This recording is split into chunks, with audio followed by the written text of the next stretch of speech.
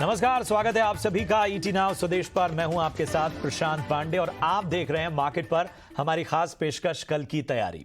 जो दर्शक हमारे साथ अभी जुड़े हैं उनकी जानकारी के लिए बता दूं कि ये शो तो दरअसल आपका, इसमें बहुत बड़ा हिस्सा हम आपके सवालों का लेते हैं जिस पर एक्सपर्ट जो हैं वो भरोसेमंद सलाह देते हैं। साथ ही करवाते हैं कल के बाजार की आपकी विशेष तैयारी।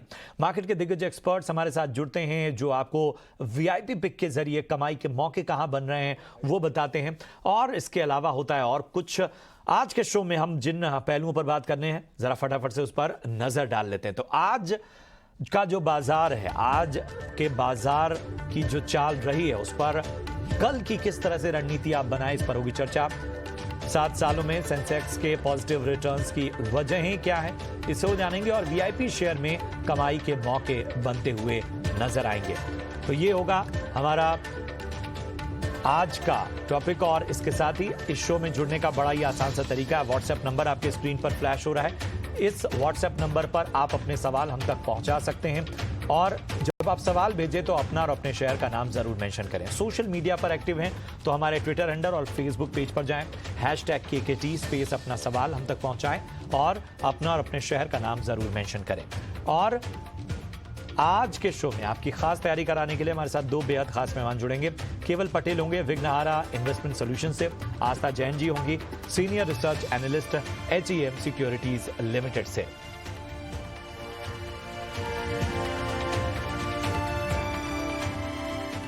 और चलिए सबसे पहले बाजार पर जरा निगाह डाल लेते हैं। तो बाजार में दिन भर के उतार चढ़ाव के बाद आखिरकार क्लोजिंग के दौरान निचले स्तरों से अच्छी रिकवरी देखने को मिली। बाजार बंद होते होते जहां निफ्टी 158 अंक चढ़कर 18,053 पर बंद हुआ, तो वहीं सेंसेक्स में भी 563 अंकों की बढ़ोतरी नजर आई। एनर्जी और रियल्टी शेयरों में भी अच्छी तेजी रही। और हमारे दोनों ही खास एक्सपर्ट्स इस वक्त जुड़ चुके हैं, केवल पटेल और आस्था जी। आप दोनों का बहुत बहुत स्वागत। सबसे पहले आस्था जी आपके पास आना चाहेंगे। एक रिकवरी जो है वो बाजार में नजर आई है, फिर हम एक दिन पहले अगर देखते हैं तो प्रेशर नजर आता है, फिर हम देखते हैं तो हल्की मुनाफा वसूली दिखती है। तो ये जो बाजार का फिलहाल का मोमेंटम है, जहां जो है हमको थोड़ा सा कॉशियस भी रहना है, हमको फिर कमाई के मौके भी दिखते हैं, तो क्या रणनीति अपनानी चाहिए? गुड इवनिंग जी। बिल्कुल, देखिए बाजार जिस तरह से एक रोलर कोस्टर राइड अभी हमें दिखा रहा है, मुझे ऐसा लगता है कि एक तो जो मैक्रो क्यूज हैं, स्पेशली जो ग्लोबल क्यूज है, वहां से बहुत ज्यादा बाजार एक सहारा ले रहा है। जिस तरह से हम देख रहे हैं कि डाउ जोन्स, नैस्डैक अच्छी खासी तेजी वहां पे भी हमें देखने को मिल रही है, तो वो भी एक कारण है। दूसरी तरफ अगर मैं इंडिया के स्पेसिफिक फंडामेंटल की बात करूं, तो ये रोलर कोस्टर की राइड की एक वजह बजट भी है और उसी के मद्देनजर बाजार अभी एक दायरे में हमें ट्रेड करता हुआ नजर आ रहा है। मुझे लगता है कि बजट तक बाजार अपना मोमेंटम इसी तरह से कंटिन्यू रखेगा, लेकिन फिर भी जो कुछ एक स्पेसिफिक सेक्टर्स हैं लाइक आपका बैंकिंग, एफएमसीजी, वहां मुझे लगता है डिफेंस हो गया या फिर कैपिटल गुड्स हो गया, वहां पे अभी भी बाइंग के अच्छे मौके हैं। बिल्कुल, केवल आपका नजरिया क्या कहता है मौजूदा बाजार को देखते हुए? जैसे आज सुबह अजय सर के साथ जो शो में बात हो रही थी कि बाजार एक रेंज बाउंड सिचुएशन में है और जब भी रेंज बाउंड सिचुएशन में होता है तो ट्रेड करना स्विंग ट्रेडर्स के लिए बहुत आसान होता है, क्योंकि वो एक सपोर्ट और रेजिस्टेंस के बीच में अपनी स्विंग ट्रेडिंग करते रहते हैं। तो मेरे हिसाब से बाजार स्विंग ट्रेडर्स के लिए सही है। इन्वेस्टर्स के लिए थोड़ा सा कॉशियस नजरिया जरूर है, क्योंकि जैसे प्रशांत आपने बताया, एक दिन ऊपर चला जाता है, कोई बाय करता है, दूसरे दिन नीचे आ जाता है, कोई सेल करता है, फिर तीसरे दिन ऊपर चला जाता है। तो इन्वेस्टर्स के लिए या जो शॉर्ट टर्म जो ट्रेड लेना चाहते हैं उनके लिए थोड़ा सा कॉशियस नजरिया जरूर रहेगा। दूसरा जो मैक्रो डेटा आता रहता है, जैसे कि बिजनेस एंड कंज्यूमर सेंटीमेंट का जो डेटा या फिर इन्फ्लेशन का जो डेटा, वो भी कहीं ना कहीं असर कर रहा है, इंक्लूडिंग ग्लोबल क्यूज। तो बाजार एक रेंज में है। निफ्टी और बैंक निफ्टी के लेवल के बारे में आगे बात करेंगे। फिलहाल बाजार रेंज में चल रहा है। बिल्कुल बिल्कुल। तो ये जो है वो नज़रिया इस वक्त हमारे एक्सपर्ट का बाजार को देखते हुए जो आपके सामने उन्होंने रखा। और चलिए, जैसा कि मैं कहता हूं कि ये जो शो है ये दरअसल आपका शो है, तो दर्शकों के सवालों का जो सिलसिला है वो शुरू करते हैं। सोनाली सेतु हमारी पहली जो दर्शक हैं कोलकाता से, उन्होंने अपना सवाल हम तक पहुंचाया है। सुजलॉन के उन्होंने 2000 शेयर लिए हैं 11 के भाव पे। क्या करना चाहिए? अच्छे खासे घाटे में इस वक्त हैं। क्या कहेंगी आस्था जी क्या देखें यहाँ पे? देखिए, बहुत बड़ा नुकसान यहाँ पे हो रहा है और इस लेवल पे एग्ज़िट करना तो कोई मतलब अर्थ है नहीं उसका, क्योंकि ₹1 मतलब ऑलरेडी ये चल रहा है। तो मेरे हिसाब से तो अभी वेट करिए, थोड़ा-सा रिज़ल्ट्स आने तक एक बार देखते हैं, रिज़ल्ट में कुछ पॉज़िटिविटी आती है, तो शायद ऊपर के स्तर देखने को मिलेंगे, तो तब वहाँ पे निकलिए। अभी तो रुकना ही बेटर है क्योंकि इतना बड़ा नुकसान बुक करने का और ₹1 की प्राइस है तो अब नीचे में और कितना जाएगा, इतना पेशेंस इन्होंने रखा है। तो मेरे हिसाब से थोड़ा-सा और अभी रुक के और ऊपरी स्तर पे निकलने का प्रयास करें। यही सलाह रहेगी। बिल्कुल, तो थोड़ा-सा और पेशेंस रखिए और जो भी ऊपरी स्तर आने वाले वक्त में रिजल्ट के बाद नज़र आते हैं, वहाँ पर आपको एग्ज़िट होने की सलाह। राजेश बंग हैं राजस्थान से, एचबीएल, जी हाँ, एचबीएल पार के इन्होंने 100 शेयर लिए हुए हैं और ₹118 के भाव पे होल्ड करें या फिर सेल कर देना बेहतर रहेगा? केवल क्या होगी इनको सलाह?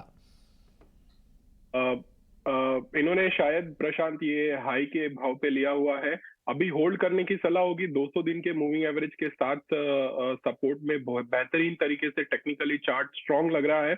लेकिन एक जो टेक्निकल ब्रेकआउट है वो मैं 110 112 के ऊपर एक्सपेक्ट कर रहा हूँ। तो कोई टेंशन वाली बात नहीं है। जब तक ये 90 के नीचे क्लोज ना आए तब तक डेफिनेटली इसको होल्ड कर सकते हैं। मेरे लिए प्रशांत इसके जो टारगेट्स रहेंगे अराउंड 135 156 मतलब 135 155 के बीच में ये अपना प्रॉफिट बुक कर सकते हैं। बिल्कुल, बिल्कुल। तो यहाँ पर आपको विशेष रणनीति अपनाने की सलाह मिलती हुई। पवन कुमार हैं महाराष्ट्र से, बर्जर पेंट्स के इन्होंने 200 शेयर लिए हैं और भाव है 699 का। क्या करें आस्था जी, होल्ड करें या फिर सेल कर दें?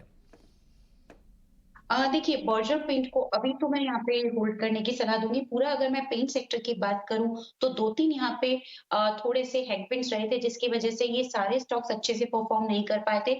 सबसे पहले तो देखा जाए तो रॉ मटेरियल कॉस्ट हेवी थी, इनपुट कॉस्ट।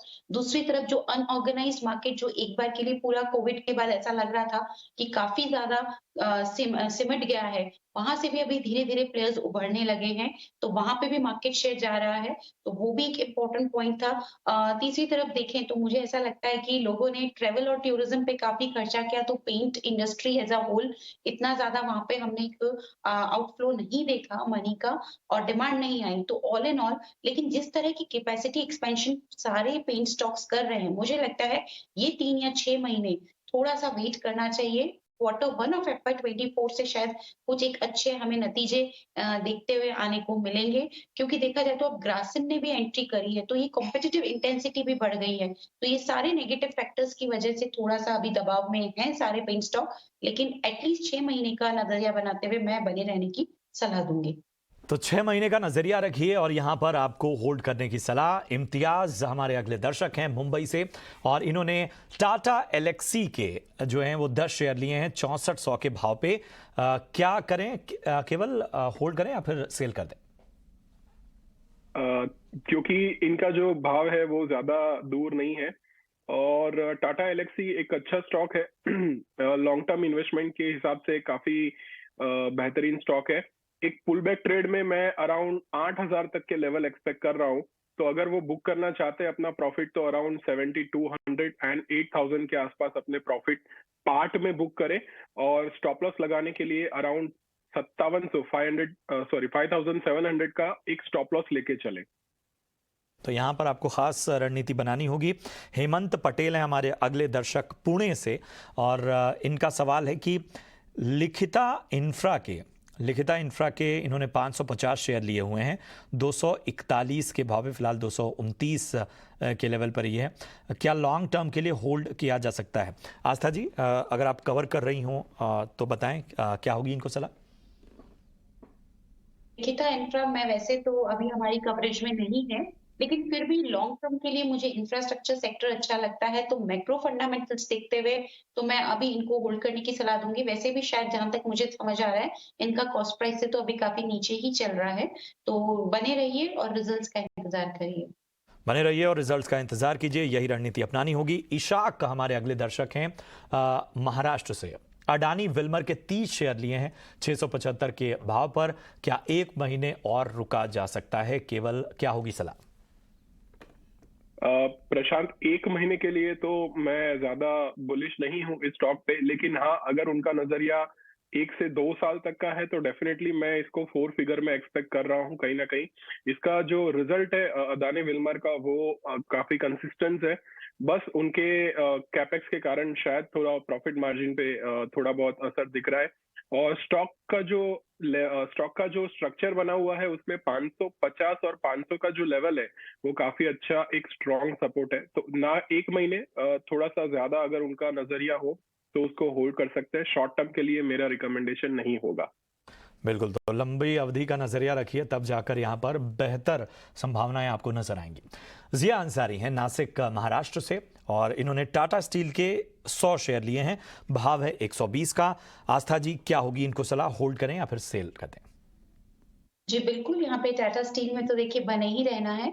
एक तो सबसे पहले इंडस्ट्री फैक्टर यहाँ पे काफ़ी अच्छा वर्क कर रहा है, वो एक यहाँ पे सहारा देता हुआ मिलेगा। दूसरी तरफ जिस तरह से कंपनी का फ़ोकस है डीलिवरेजिंग करने का, तो वो भी काफ़ी एक इम्पोर्टेंट पैरामीटर हो जाता है। आगे जाते हुए फाइनेंशियल स्टेटमेंट्स को मज़बूती प्रदान करेगा, क्योंकि जो इंटरेस्ट का आउटफ्लो है, वो अगर कम होता है, तो डायरेक्ट असर हमें बॉटम लाइन पे देखने को मिलेगा, जहाँ पे कि ग्रोथ होती हुई नज़र आएगी। और जिस तरह से कैपेक्स भी टाटा स्टील प्लान कर रहा है, मुझे लगता है वो भी एक पॉजिटिव पॉइंट हो सकता है। तो लॉन्ग टर्म के लिए अच्छा है, वैसे भी कॉस्ट टू कॉस्ट चल रहे हैं, कोई दिक्कत नहीं है। 3 से 6 महीने के नज़रिए से इस काउंटर को बिल्कुल होल्ड करना चाहिए। तो 3 से 6 महीने का नजरिया रखिए, इस काउंटर पर होल्ड करने की सलाह आपको मिलती हुई। सुरेश कुमार है राजस्थान से, अपोलो माइक्रो सिस्टम, जी हाँ एक बार फिर दोहरा दूं, अपोलो माइक्रो सिस्टम्स के 150 शेयर लिए हैं 310 के भाव पे। केवल क्या इनके लिए होगी एडवाइस? प्रशांत, अपोलो माइक्रो सिस्टम का एक्चुअली ये प्रॉफिट बुकिंग जोन है 310 320 के आसपास। अब वो उसके ऊपर ट्रेड कर रहा है, तो मेरे लिए अभी मेरे लिए ये इंपॉर्टेंट है कि मैं अपना प्रॉफिट पार्ट बुक करता रहूं। तो मेरी सलाह उनको, सुरेश जी को, ये होगी कि वो एक बार पार्ट बुकिंग करे प्रॉफिट का, और अगला जो लेवल है जहां पे उनको प्रॉफिट बुक करना चाहिए वो 375 380 के बीच में प्रॉफिट बुक करना चाहिए। इस पोजीशन के लिए जो स्टॉप लॉस होगा वो उनका कॉस्ट प्राइस होगा, जो कि 310 रुपए है। ठीक है, ठीक है। तो यहाँ पर आपको जो भी अहम लेवल्स हैं उस पर राय केवल ने दे दी है, और यहाँ पर आपको जो है वो पार्ट प्रॉफिट बुकिंग की सलाह मिलती हुई। अरशद हैं गाजियाबाद यूपी से, रामा स्टील ट्यूब के इन्होंने 2500 शेयर लिए हैं और जो भाव है वो 44 रुपये 80 पैसे का है। यहाँ पर लॉस उनको अच्छा खासा नजर आ रहा है। आस्था जी, क्या होगी इन्हें सलाह? जी बिल्कुल, रामा स्टील ट्यूब की यहाँ पे बात करें तो बिल्कुल यहाँ पे लॉस तो अभी हो रहा है। बट मेरे हिसाब से आगे जाते हुए, क्योंकि स्टील सेक्टर पे मैं बुलिश हूँ, तो मैं उसके हिसाब से बात कर रही हूँ। और यहाँ लॉस होने का भी एक कारण मैं बताना चाहूंगी, क्योंकि जो लास्ट क्वार्टर के रिजल्ट्स आए थे, वहां पे हमने डी ग्रोथ देखी थी ईयर ऑन ईयर। तो मुझे लगता है कि वो एक मेजर कारण था, क्योंकि डी ग्रोथ आई थी फाइनेंशियल्स में। इसकी वजह से कंपनी ने यहाँ पे स्टॉक प्राइसेस में भी परफॉर्म करके नहीं दिखाया है। बट ओवरऑल मुझे लगता है कि लॉन्ग टर्म के प्रोस्पेक्ट्स अच्छे हैं। मेजर कारण उसका ये है कि थोड़ा-सा प्राइस टू इक्विटी जो मल्टीपल है, वो भी ठीक-ठाक है, बहुत ज़्यादा ओवर प्राइस स्टॉक नहीं है। स्टील सेक्टर की जो एक सेक्टोरल टेलविंड है, वो भी इसको सहारा देगी। तो मैं इसको लेके थोड़ा पॉजिटिव हूँ, और इसलिए अभी तो मैं इसमें बने रहने की ही सलाह दूँगी। ठीक है। और आप कह रही हैं कि लॉन्ग टर्म नज़रिया है, तो क्या यहाँ पर मौके नए निवेशकों के लिए भी हैं, अगर इसको देखें? देखिए, नए निवेशक के लिए अभी थोड़ा-सा मैं बोलूँगी कि रुकना बेहतर होगा, क्योंकि एक बार नतीजे देख लीजिए, पुराने नतीजे इतने एनकरेजिंग नहीं थे, जैसा मैंने आपको बताया, डी-ग्रोथ दिखाई थी कंपनी में। तो नए निवेश का तो ये मौका नहीं है, लेकिन जिन्होंने लिया हुआ है, वो रुक सकते हैं। उनके लिए मुझे लगता है कि अभी ना निकलें, क्योंकि यहाँ पे मैं उम्मीद कर रही हूँ कि अब के जो नतीजे आएँगे, क्योंकि पूरा जो स्टील सेक्टर है, वहाँ पे मैं पॉजिटिव हूँ, और इसीलिए मैं इनको बने रहने की सलाह दी। ठीक है, ठीक है। तो यहाँ पर बने रहने की आपको सलाह, नतीजों का करिए थोड़ा सा इंतज़ार। और रितिका रोंका हैं आगरा से, और इन्होंने सवाल पूछा है आरईसी लिमिटेड के, इन्होंने 2150 शेयर लिए हैं 123 के भाव पे। क्या बने रहना बेहतर होगा या निकल जाना सही रहेगा? केवल क्या होगा आरईसी को लेकर, हालांकि पिछली बार भी शायद चर्चा हुई थी, तो यहाँ पे संभावनाएं तो बेहतर ही नजर आई थी। बिल्कुल। आरएसी के लिए जो मेरे टारगेट्स है वो 139 एंड 155 है, तो बिल्कुल बने रहिए। आप एक स्टॉप लॉस मेंटेन कर सकते हैं अराउंड 115 के आसपास का, और ये स्टॉक काफी अच्छा है।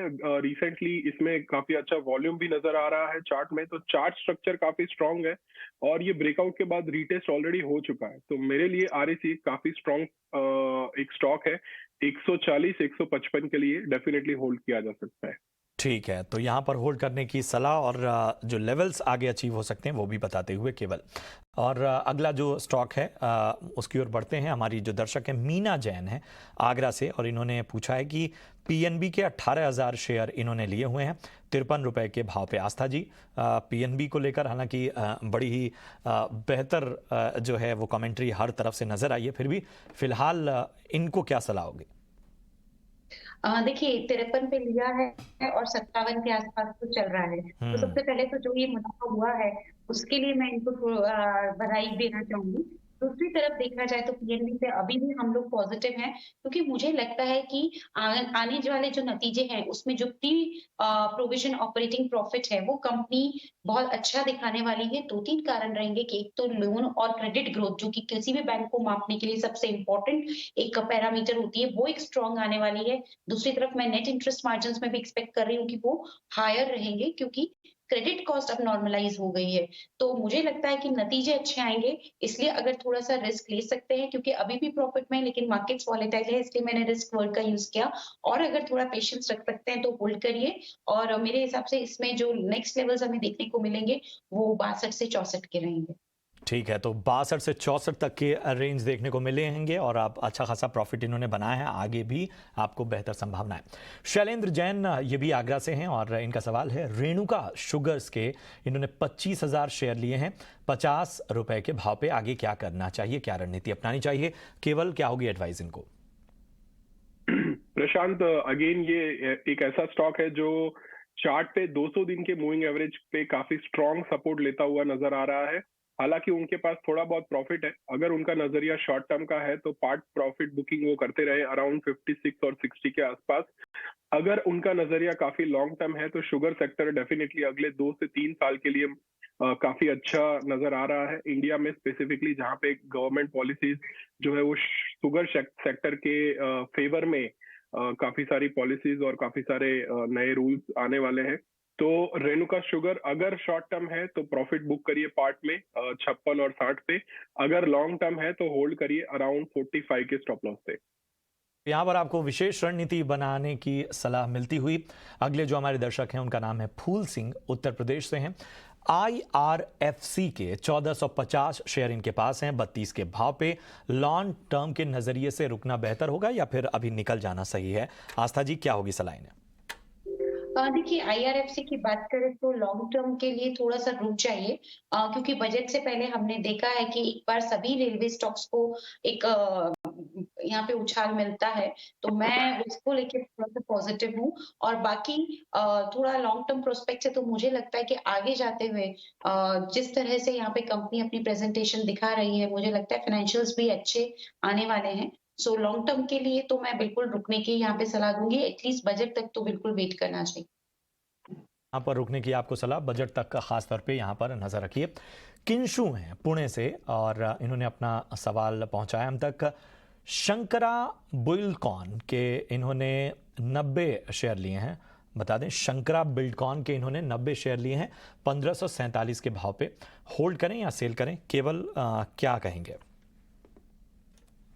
जैसे इंफ्रास्ट्रक्चर के बारे में अभी स्वाति मैम ने भी जो बोला कि लॉन्ग टर्म में ये सेक्टर काफी अच्छा लग रहा है। वैसे कि हालांकि मैं ये सेक्टर ज्यादा प्रिफर नहीं करता हूँ और मैं ट्रैक भी नहीं करता हूँ, लेकिन लॉन्ग टर्म के नजरिए से अगर ये होल्ड कर रहे हैं तो डेफिनेटली होल्ड करिए। शॉर्ट टर्म के लिए मेरी सलाह रहेगी कि पार्ट प्रॉफिट बुक करें, क्योंकि मार्केट काफी वॉलेटाइल है। ये सलाह रहेगी उनको। और आपको खास स्ट्रेटजी बनाने की सलाह। और चलिए दर्शकों के सवालों का सिलसिला यहीं रोकते हैं और अब बढ़ते हैं कुछ और खास खबरों की जो मार्केट से जुड़ी हैं। शानदार रिटर्न के 7 साल, सेंसेक्स ने पॉजिटिव रिटर्न देने में एक तरह से कमाल धमाल इन 7 सालों में किया है। इसके पीछे स्वदेश की ग्रोथ स्टोरी का दम और मोदी सरकार की नीतियों का कितना बड़ा हाथ रहा है, बता रही हैं हमारी सहयोगी पूजा त्रिपाठी। जी, सेंसेक्स में हम देख रहे हैं कि पिछले 7 सालों से लगातार पॉजिटिव रिटर्न देखने को मिल रहा है। 2016 में करीब 2% का रिटर्न दिया था पॉजिटिव, 2017 में सबसे ज़्यादा था, 28% चला सेंसेक्स। इसके बाद 2018 में 6%, 2019 में करीब 14.5% का रिटर्न, 2020 में करीब 16% का रिटर्न, 2021 में 22% का रिटर्न दिया सेंसेक्स ने और 2022 में करीब 4.5% चला। अब इसके पीछे की जो बड़ी वजह है वो ये है कि सबसे पहले 2014 के बाद से जो केंद्र में राजनीतिक स्थिरता आई है और जब राजनीतिक फ्रंट पर एक स्टेबलाइजेशन आता है वो निवेशकों को काफ़ी पसंद आता है, क्योंकि फिर पॉलिसी लेवल पर और जो भी रिफॉर्म्स सरकार की तरफ से लेने की बात होती है उसमें एक स्थिरता की बात की जाती है, तो वो चीज़ निवेशकों को पसंद आती है किसी भी देश में, और भारत में वो चीज़ निवेशकों को अच्छी लगी। इस वजह से भी हमने देखा कि यहाँ पर रुझान बढ़ता हुआ नजर आया। इसके अलावा जीएसटी सहित सरकार के कई बड़े आर्थिक सुधार भी देखने को मिले। रिटेल और घरेलू निवेशकों का रिकॉर्ड एसआईपी इनफ्लो आया और हमने देखा कि सबसे ज़्यादा जो इनफ्लो आया वो कोरोना में जब लॉकडाउन लगा उसके बाद बड़ी तादाद में रिटेल पार्टिसिपेशन मार्केट में देखने को मिला और रिकॉर्ड एसआईपी के आंकड़े हमने देखे। उस वजह से भी सेंसेक्स में तेज़ी दिखी। इमर्जिंग मार्केट्स में भारत निवेश का सबसे बेहतर विकल्प के तौर पर सामने आया। और इसके अलावा जो हैवी सेक्टर्स हैं जैसे कि मैन्युफैक्चरिंग, इंफ्रा, इस पर जिस तरह से सरकार लगातार फोकस कर रही है इससे भी कॉन्फिडेंस बढ़ा निवेशकों का। ओवरऑल ग्रोथ की तरफ सरकार का फोकस बन रहा है इन सेक्टर्स पर फोकस करते हुए, ये चीज़ भी इन्वेस्टर्स को पसंद आई और इस वजह से हम देख रहे हैं कि लगातार इंडेक्स में पॉजिटिव रिटर्न देखने को मिल रहा है और 7 सालों से सेंसेक्स पॉजिटिव रिटर्न ही देखने को मिल रहा है, पॉजिटिव परफॉर्मेंस ही यहाँ पर देखी जा रही है। तो ये है सेंसेक्स की कामयाबी की इन 7 सालों में कहानी, क्या क्या फैक्टर्स रहे हैं। और चलिए कल बाजार के लिए अहम ट्रिगर्स क्या होने वाले हैं और इसके बारे में पूरा ब्यौरा देने के लिए हमारी सहयोगी अशेषा इस वक्त हमारे साथ जुड़ चुकी हैं। अशेषा, बताएं आखिर कहां पर रखनी होगी नजर?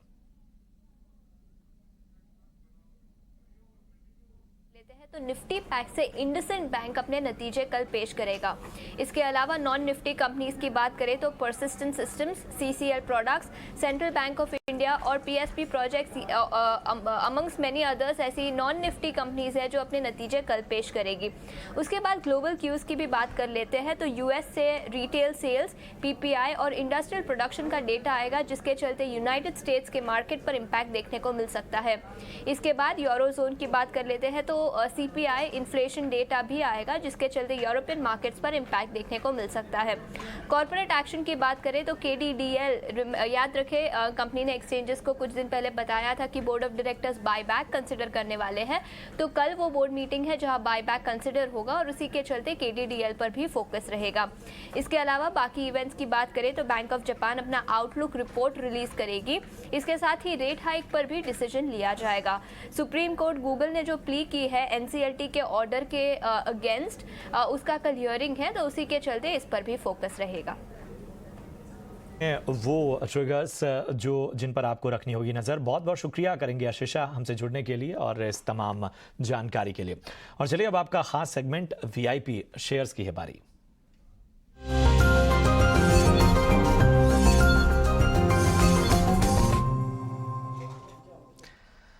तो कहाँ रखनी होगी नजर? सबसे पहले केवल आपके पास आएंगे, बताएं क्या हैं आपकी वीआईपी पिक्स? जी प्रशांत, मेरे वीआईपी पिक में आज एशियन पेंट को मैंने शामिल किया है क्योंकि एशियन पेंट एक पुल बैक ट्रेड के लिए काफी अच्छा नजर आ रहा है। आप सीएमपी पे बाय करिए जो कि 2940 है। आप टारगेट में पार्ट प्रॉफिट बुक कर सकते हैं 3030 एंड 3100 पे, और इस पोजीशन का स्टॉप लॉस होगा 2870 का। एशियन पेंट 200 दिन के मूविंग एवरेज पे जाने की संभावना काफी अच्छे से मुझे लग रही है, तो ये पुल बैक ट्रेड जरूर से करें। और दूसरा जो मेरा आज का स्टॉक है वो है मिंडा कॉर्पोरेशन, जो कि एक ऑटोमोटिव कंपोनेंट सप्लायर है। और रिसेंटली जैसे दिल्ली में जो ऑटो एक्सपो चल रहा है और काफी अच्छे अच्छे मॉडल्स बहुत सारी कंपनीज ने लॉन्च किए हैं, तो मिंडा कॉर्पोरेशन भी एक स्ट्रॉन्ग प्लेयर है ओईएम में। तो मुझे ऐसा लगता है कि ये जो स्टॉक है जिसने अभी एक ट्रेंड लाइन ब्रेकआउट काफी अच्छे वॉल्यूम के साथ जो नजर आया है चार्ट पे, तो ये बाय करना चाहिए 220 के स्टॉप लॉस के साथ। और मेरे लिए इसके टारगेट 280 और 330 रहेंगे। तो ये आज पर के मेरे आपको- दो वैल्यू इन्वेस्टमेंट पिक रहेंगे, Asian paint and Minda corporation. बिल्कुल, तो यहाँ आपको रखनी होगी नजर, जहां बनेंगे कमाई के मौके आपके लिए। और आस्था जी तैयार हैं अपने वीआईपी पिक के साथ। आस्था जी बताएं। जी, एचयूएल पसंद आता है और इनफैक्ट जो अब नतीजे आएंगे वहां पे भी हम उम्मीद कर रहे हैं कि सभी सेगमेंट, चाहे पर्सनल केयर हो, ब्यूटी केयर हो, इनफैक्ट डिटर्जेंट्स वाला जो इनका सेगमेंट है वहां पे अच्छी ग्रोथ आएगी। तो अपकमिंग रिजल्ट्स के को नजर में रखते हुए एचयूएल खरीदारी करने की हम सलाह दे रहे हैं। टारगेट इसमें रखा जा सकता है 2810 से 2855 का। तो एचयूएल को खरीदारी करने की सलाह है और अगेन एक ये पोजिशनल कॉल है, तो हो सकता है 4 से 5 ट्रेडिंग सेशन या उससे ज्यादा भी इसके लगे टारगेट्स को आने में, बट एचयूएल अच्छा लगता है।